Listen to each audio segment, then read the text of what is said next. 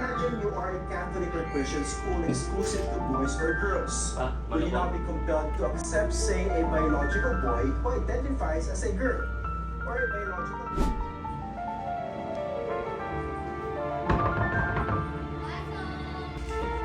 Uy, ate, alam mo, stress na talaga ako. Ay naku, araw-araw ka na lang stress. Halika, umupo ka muna rito at try natin yung mga binili kong lipstick at mga hair pins kanina sa mall. Oh, bakit ka stress? Ate, pagod na ako magpanggap kay Papa. Ay naku.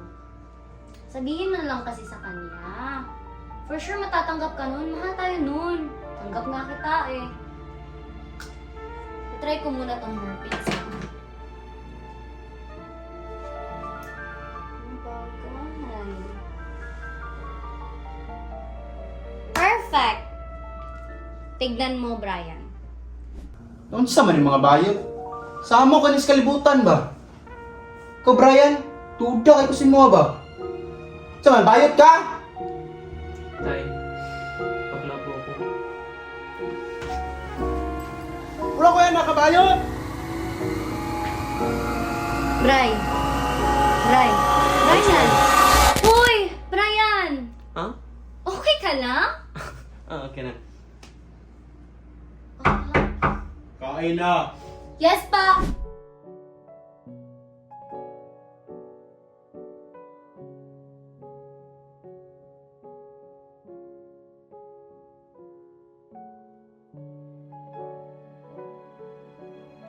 Brian, ikisa mo ito lipstick si mo bag. Sa man, nabayot na ka? Sa akin po yun. Asig tubag diha!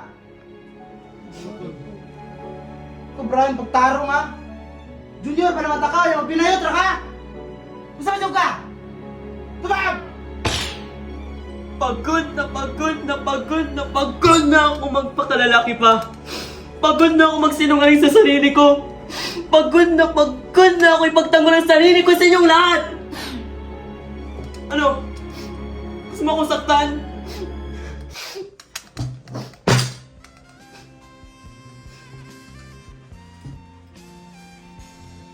Nak, dawat ka. Sanunsa pa ka. Sabi ko sa'yo, diba?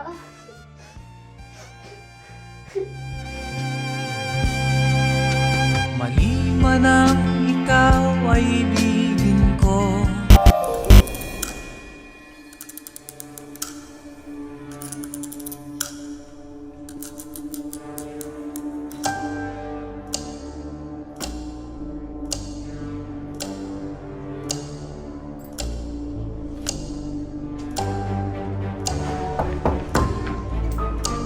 Anak, ano yan? Ano yan? Tama na yan! Anak na! Ano bakit?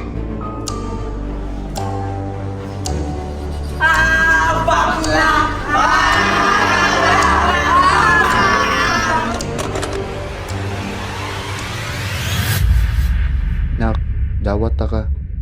Bisan unsa pa ka.